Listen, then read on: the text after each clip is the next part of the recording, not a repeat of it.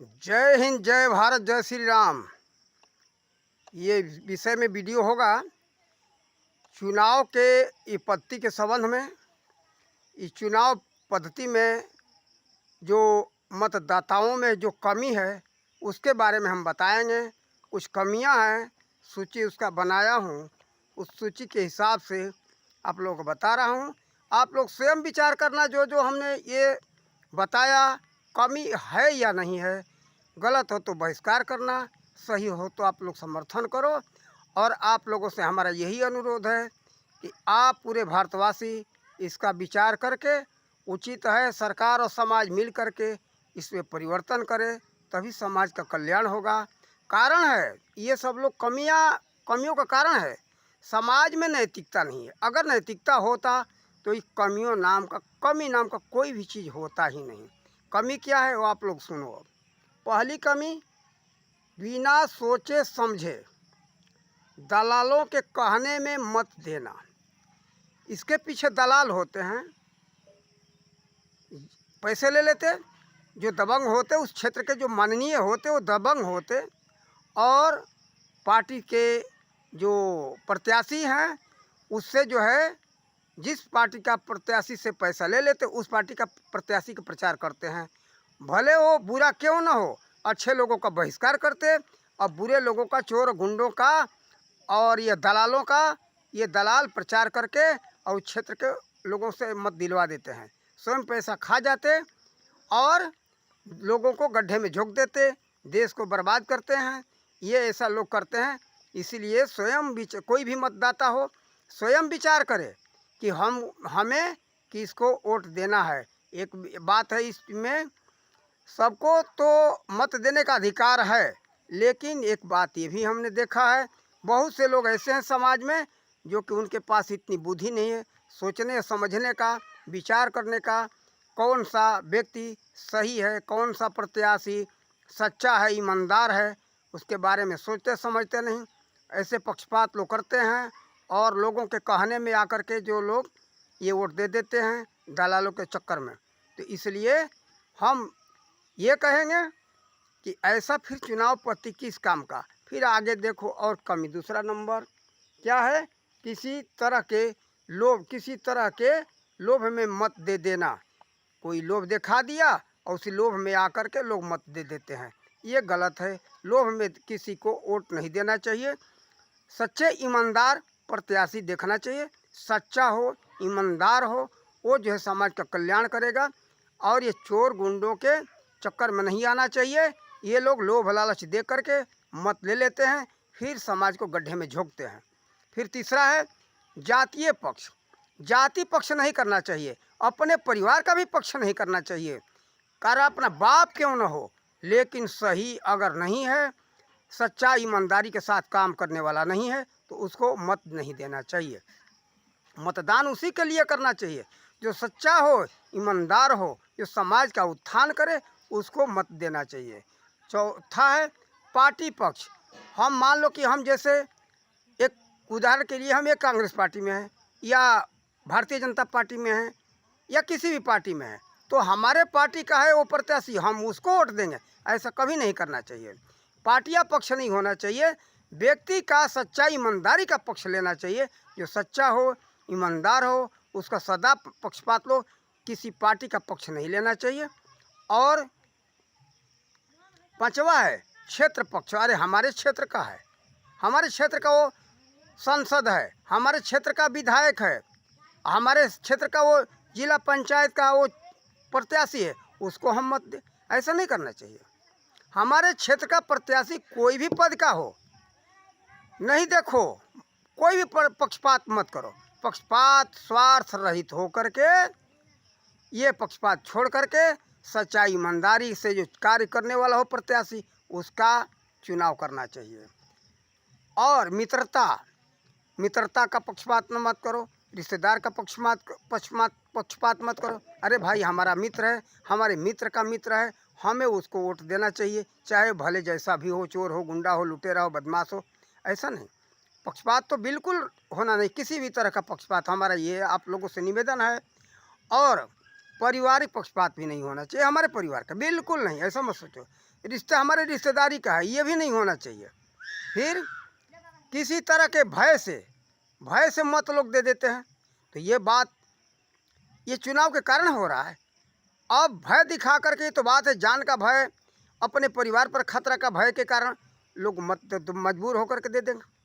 भाई हमारे ऊपर भी आ जाए तो मजबूर होकर के हमको देना पड़ेगा। हम देखते हैं कि अब इससे भाई किसी तरह के अपने परिवार का, अपना जान का खतरा है, भाई किसी तरह से जान बचाओ। ये तो बहुत जान के सवाल आ जाता है, तो हम क्या कहें दूसरे को, हमको स्वयं झुकना पड़ जाएगा, मजबूरी है। भाई अपना सबसे प्यारा है जान, फिर बाद में देखा जाएगा किसी अच्छे व्यक्ति का। लेकिन हाँ, उस समय तो बर्बाद हो गया। तो इससे जहाँ तक हो सके, इसलिए इस चुनाव का पद्धति का आप लोग हटाओ। आप लोगों से हमारा नम्र निवेदन है, सरकार और समाज इस पर विचार करें और इस चुनाव पद्धति को अब हटाने की आवश्यकता है। कारण कि इस चुनाव पद्धति के कारण ही समाज में अत्याचार, भ्रष्टाचार, खून खराबा, लूट, बूथ का कैप्चर, लूट, कब्जा करके उस पर अपने हाथ से मोहर मार लो, कब्जा करके लोगों से मत ले लो। अगर ये चुनाव पद्धति नहीं होता तो ऐसा नहीं होता। ये तो बनाया गया बहुत सच्चा ईमानदार लोगों के लिए, जो सच्चा ईमानदारी से कार्य करें, सबका मत देने का अधिकार रहे, सब लोग अपने मन के योग्य सरकार चुने। लेकिन इस पद्धति का दुरुपयोग करने लगे। पद्धति का दुरुपयोग करने के कारण ये पद्धति खराब नहीं है, लोगों के चाल चलन व्यवहार के कारण ये पद्धति खराब हुआ है, लोगों ने खराब कर दिया है। जैसे देखो कोई भी राजनीतिक पार्टी हो, पार्टियां खराब नहीं होती, पार्टी में लोग जो हैं रहने वाले, पार्टी को चलाने वाले खराब होते हैं। कोई रास्ता खराब नहीं होता। ये लोग कहते हैं भाई चोर गुंडों का, बदमाशों को, लुटेरों का रास्ता है। अरे भाई कारण कि वो चोर गुंडे रास्ते पर रहेंगे तो बदनाम होगा वो रास्ता। अगर वो चोर गुंडा नहीं रहेंगे, रास्ता बदनाम नहीं होगा। चोर गुंडे बदमाश लुटेरे बदमाश लोग उस रास्ते को बदनाम करते, इसी तरह से सब बदनाम हो रहा है। इसीलिए ये पद्धति भी बदनाम हो रही है।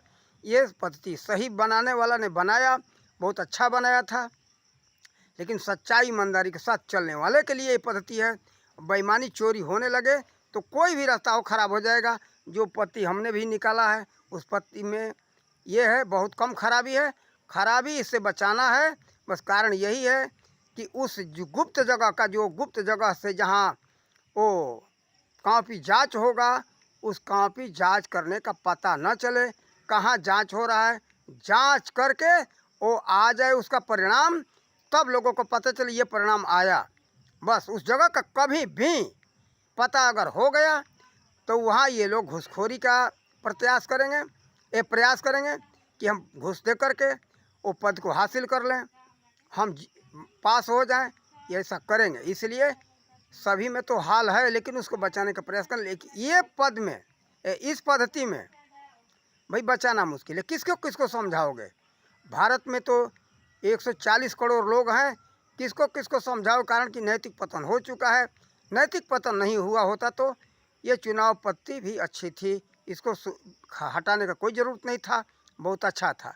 लेकिन नैतिक पतन के कारण इसका लोग दुरुपयोग कर रहे हैं। इसलिए हम सबसे निवेदन करते कि भाई इस पद्धति को हटाओ, तभी जो समाज का कल्याण होगा।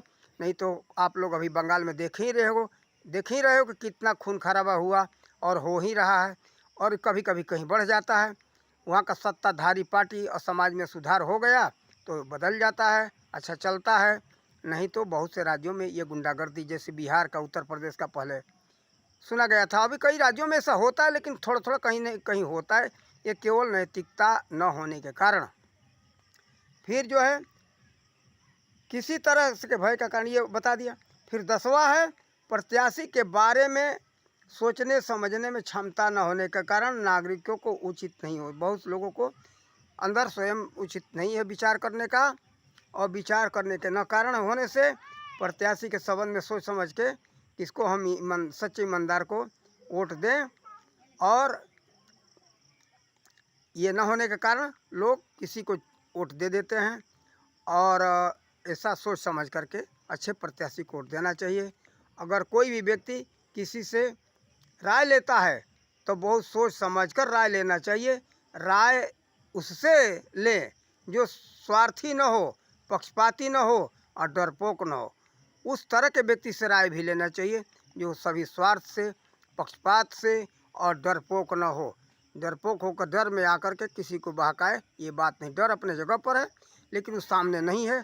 उचित राय दे दो जो आपको समझ में आए। इसीलिए हम ये बात कहेंगे, ऐसे हिसाब से ये कमियां हैं और इसके कारण से हम कहते।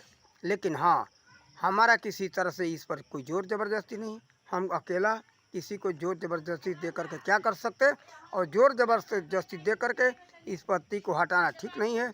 आप लोग स्वयं विचार करो, अच्छा लगे तो इसको हटाओ और देश का कल्याण करो।